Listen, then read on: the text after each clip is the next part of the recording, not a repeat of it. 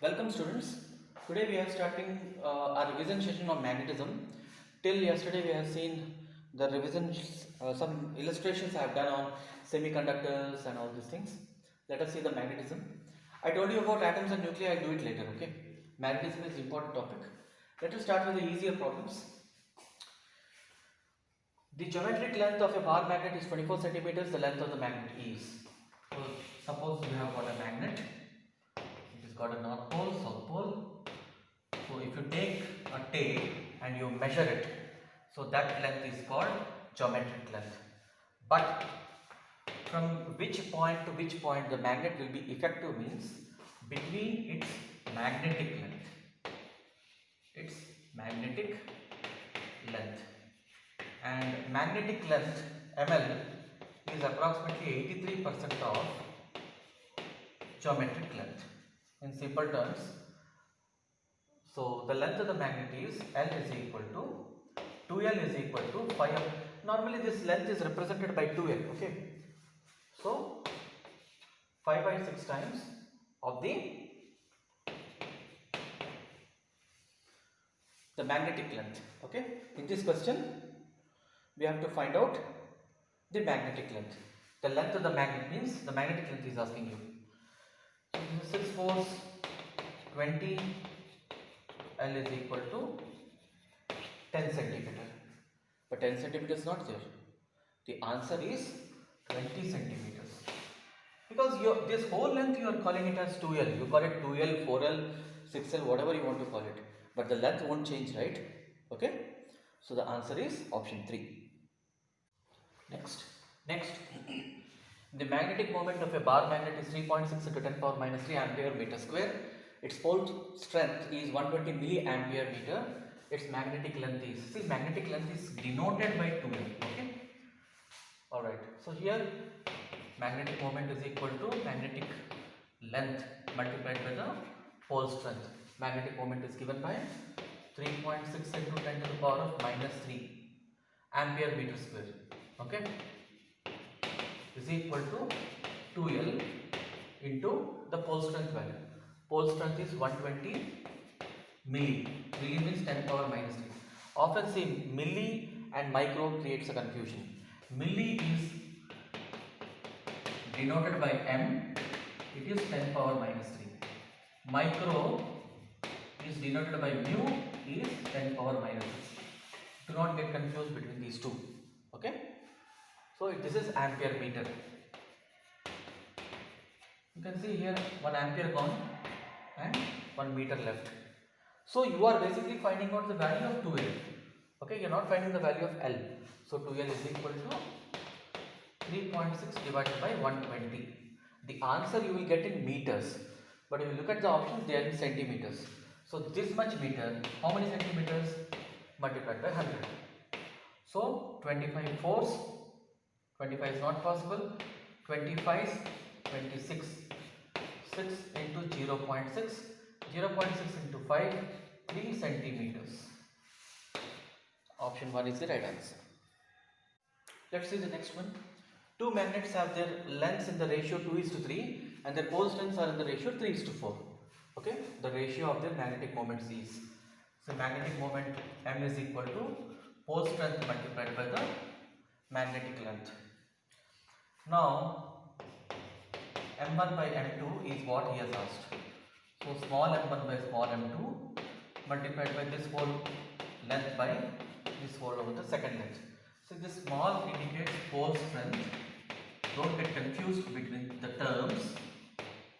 And this is magnetic moment. Magnetic moment. Okay. So m1 by m2 is equal to the ratio of their pole strength is 3:4 and the ratio of their lengths means which lengths? Magnetic lengths 2:3. 3 gone, 1:2. 1:2. Option 3. Look at this question. The length of a magnet is 16 centimeters. The pole strength is 250 milliamps. When it is cut into 4 equal parts parallel to its axis, the magnetic length of the magnetic length, pole strength, and moment of each. Moment means magnetic moment of each piece are respectively how much. So the concept that is tested here is, suppose you have got a magnet. So this is your axis. Let us say this is your north pole and this is your south pole. Okay. When you cut the magnet parallel to its axis, alright, let us say you cut it like this. Okay. So what will happen is the magnetic pole strength will change. Alright. But when you cut perpendicularly in the center, N will not change. I'm not talking about the associated terms, what will happen to magnetic moment and all that. They all depend upon magnetic pole strength. Okay, so this is the concept that is tested. So here it is not cut like this, it is cut parallel to the magnetic axis.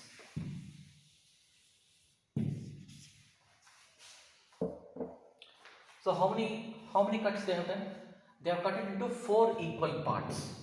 So it will be m by 4. The pole strength of each will be 1 by 4. That means this portion has been cut like this. You know, four cuts symmetrically 4 times. So they have been made into slices, you know, like this. 4 slices you can see. So each will have m by 4. So what is m given over here? 250 milliamps meter. The first one is milli divided by 4. It is 62.5 milliamp meter. Okay. So option 1 and option 4 only has 62.5. Now what else they have asked? Pole strength we have calculated, and magnetic moment you need to calculate now. Okay. I think I missed here one term. Magnetic length, pole strength. Yeah. Magnetic length. Magnetic length, will it be affected? Magnetic length won't be affected. Okay. Magnetic length won't be affected because you are cutting like this, no? You are cutting like this. So magnetic length will remain like that only. So it is 16 centimeter only. So option 4 has got 16 and 62.5. Let us calculate this magnetic moment also. Magnetic moment is equal to the new pole strength, which is m upon 4 multiplied by the magnetic length. So m upon 4 value is 62.5. Okay, 62.5 milliampere meter. See the answer is in centimeters and meters. So because the fourth option is more closer, let us calculate in meters only. So this is 10 power minus 3 milliamp into the length. What's the length? Length is given as 16 centimeters. So it is 0.16 meters. Alright. So it is 250 milliamp meter. Yeah, 62.5 into 10 to the power of minus 3 into 0.16. So if you multiply this, so how much you are getting? 62.5 into 16. 16 5s are 80, 32, 40, 4, 66 are 96, 100. Alright, so you have got 2 zeros here. So it is 10.005 into 10 to the power of minus 3. So into 10 to the power of minus 3 means 2 dots, it will be 0.1, 0.01. Option 4 is the right answer. Let's move on to the next one. A bar magnet of magnetic moment M1 is cut axially into 2 equal parts. If these 2 pieces are arranged perpendicularly to each other, the resultant magnetic moment is M2. What is the value of M1 by M2? So there was a bar magnet like this. This was the axis, and you have made a cut like this, and you know, if the 2 pieces, you have made a cut like this, then obviously you get two pieces like this. So these pieces have been put perpendicular to like this. Alright. Now you have to find the resultant magnitude, resultant magnetic moment first of all. See, I told you that when you cut like this, your new magnetic pole strength, because they have been made into two cuts, it will become m by 2. So what is the magnetic moment now of each pieces?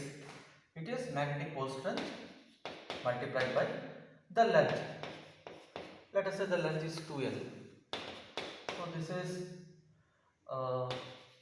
ml. Okay. What was the original magnetic moment? It was m into 2L. Right? It was m into 2L. So we can do one thing.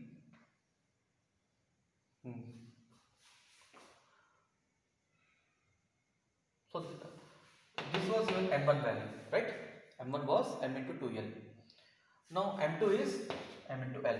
Now you have a situation like this. You have got two pieces now. Their magnetic moments. Magnetic moments are vectors. So you have got m2 like this. You have got m2 like this. Okay. If these two pieces are arranged perpendicular to each other, okay.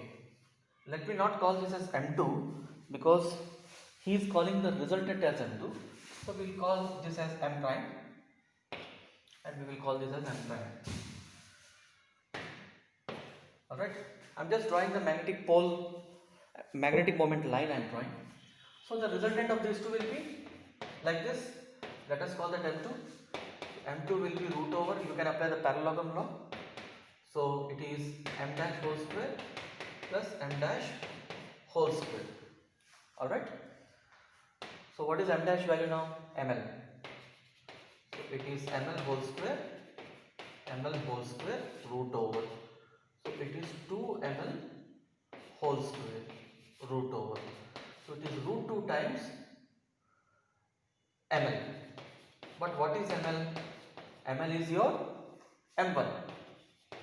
So m2 is equal to, so in the question they have asked you m1 by m2. So m1 by m2, you bring m2 this side, this is 1 upon root 2. Okay, I am getting option 3. Did we go correctly? So the original magnetic moment was m1 is equal to m into 2L, that's okay. Now we have cut it into two pieces, so that m became m by 2, okay, into 2L, length remains the same. So you got ml. Now these two magnets have been put like this. Excellent. We got the resultant applying the parallelogram law. So it was ml square. So root 2 into ml square, root 2 out. Now ml. So see, ml was this was m into 2L. So this I let me make some small correction here. Let me write it here. So m2 is equal to root 2 times ml you got, right? You need to have 2 here because m1 is m into 2L. You put 2 here, you put 2 here. So this becomes 2m2 into root 2 into m1. But in the question what they asked you? m1 by m2. So m1 by m2 will be 2 upon root 2. It is root 2. I made a small mistake here. Correct it. Okay. So m1 by m2 is root 2. Option 4. See, next question. The resultant magnetic moment for the following arrangement, non-coplanar vectors. See, students, tell me one thing. Just because I write this as x and y and z, are these three axes on the plane of the board? What do I mean by plane of the board? If I put a paper, I should be able to see z, x and y on the paper.